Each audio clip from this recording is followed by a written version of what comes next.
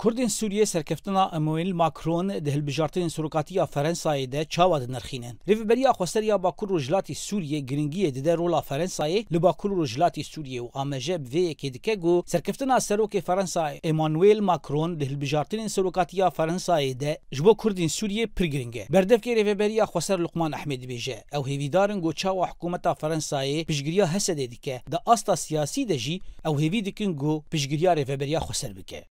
هێویان ما دەبێ دەما نودە یا سەرۆکاتیە برێز مەکرۆن ئەو پشتگیری بەردەوام ببێ و بگهێژێ ئاستەکە دیتر یعنی هیم بێتر قبولکردنا ڕێوەبەریە خۆسەر هێزên ڕێوەبەریە خۆسەر هەتانها قبولکردن دە ئاستا ئالیە لەشکەری دەبوو و قبولکردنا مەسەدێ دەبوو اما ام بهێوینە گۆدەمێ پێش de قبولکردنا ڕێوەبەریە خۆسەر وەکە ساتۆیەکی دهندرê Sûriyê de Li aliyekî din siyasetmedarên Kurdên Sûriyê dibêjin roleke mezin ya Fransayê heye derbarê diyaloga navxeyî ya Kurdên Sûriyê. Endamê Komîteya Navendî ya Partiya Demokrata Kurdistanê Sûriyê Pedekese Mihemed Seîd Elwadî dibêje roleke serekeya giring ya Fransayê di diyaloga Kurdî de heye got ew yekem sponserê vê diyalogê bû û ew destekê dide gelê Kurdên Sûriyê.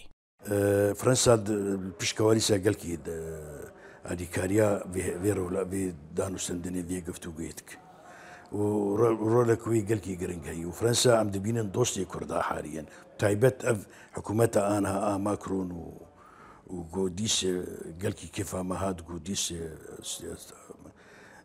بسركت دوستي كرداي Li gorî çavdêrên got rewşa Kurdên Sûriyê dişopînin rola Fransayê di çend doseyên sereke de heye bi taybetî di mijara şerê dijî Daişê de û diyaloga navxeyiya Kurdên Sûriyê. Rojnamevan Abdulhelîm Silêman dibêje ew di baweriyê de ye got wê siyaseta Fransayê neye guhertin di mijarên sereke de weke şerê dijî Daişê.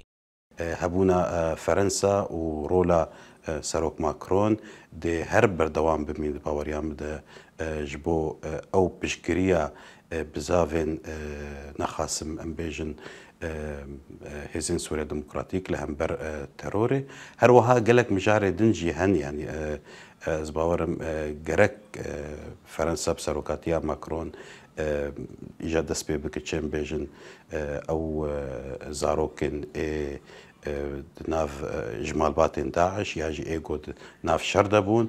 Hêjaya bîrxistinê ego ji bilî beşdariya di şerê dijî terorê de ji cotmeha 2017 de heya 2022 Fransa nêzîkî 100 milyon euro di projeyên geşebêdanê de li navçeyên rizgarkirî ji Daişê xerc kiriye. Her wiha Fransa duwarê pûçkirina mayînan û perwerdekirina rakirina wan piştgirî daye Hesedê. Li aliyekî din jî piştî serkeftina Emmanuel Macron di hilbijartinên serokatiyê de rêxistina Emenîstiyê ya navneteweyî şaxê wê yê Fransayê bang li Macron kir got di sıd zarokên ji bavên Daişê yên Fransî yên got li Sûrî dimînin vegerîne got tenê heya niha. Fransayê 35 zarok vegerandine wî welatî.